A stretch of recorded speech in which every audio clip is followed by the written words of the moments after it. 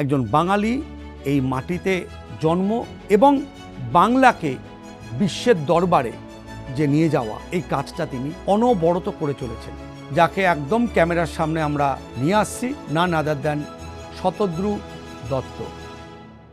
প্রথমেই যে প্রশ্নটা জানতে চাইব, ভারতের অন্য রাজ্যগুলোতে সব ঠিকঠাক হলো, এখানে ডিসেম্বরের ওই 13 তারিখ একটা অদ্ভুত একটা কালো দিন,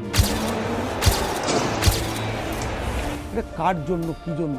ঢুকেই দেখি অনেক লোক, কেননা গেট থেকেই যখন ঢুকছি তখন দেখছি করে লোক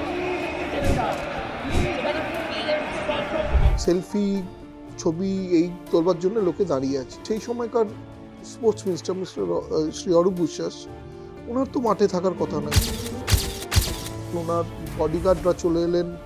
তারপর উনি আস্তে আস্তে ওনার বন্ধু বান্ধবদের ডাকলেন ছবি তুলতে, তারপরে ওনার ফ্যামিলিদের ডাকলেন। যে কমপ্লেন লেটারটা মেসি টিম থেকে করেছে বিধাননগর সিপিকে, স্পোর্টস মিনিস্টারের কথা পরিষ্কার করে লেখা আছে যে উনি এসে জড়িয়ে ধরছিলেন, which according to Latin American culture is a bad touch. উনি বারবার যেটা আমাকে বলছিলেন যে মাঠটা ওনার, মানে সল্টলেক স্টেডিয়ামটা নাকি ওনার, উনি যেটা আমাকে বারবার বলছিলেন। জয়ী বিশ্বাসে কোনো অ্যাক্রিডিটেশন কার্ড ছিল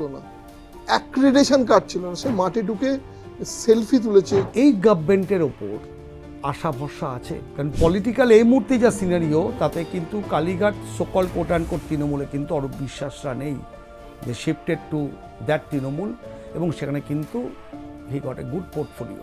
আমার মনে হয় না কে ফাঁসালো এটা, মানে কেন তোমাকে ওইভাবে হিড়ির করে গ্রেপ্তার করা হলো? একটা বাড়িতে পুলিশ যাবে বা এগুলো আমি কখনো ভাবিনি। পেলে কিনেছি, মারাদোনা কিনেছি, মার্টিনেস কিনেছি, রোনাল্ডিনো কিনেছি, কাফুকে এনেছি, আমি এত কিছু কলকাতা পুলিশের সঙ্গে ইভেন্টও করেছি।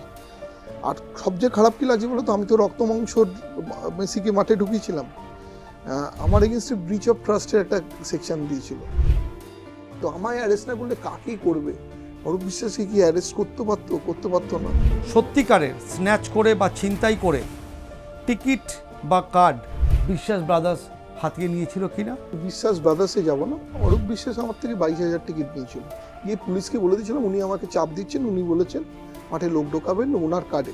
দেখুন শুনবো তোমায় 17 জুলাই শুক্রবার রাত 9টায় আর প্লাস নিউজ ডিজিটাল।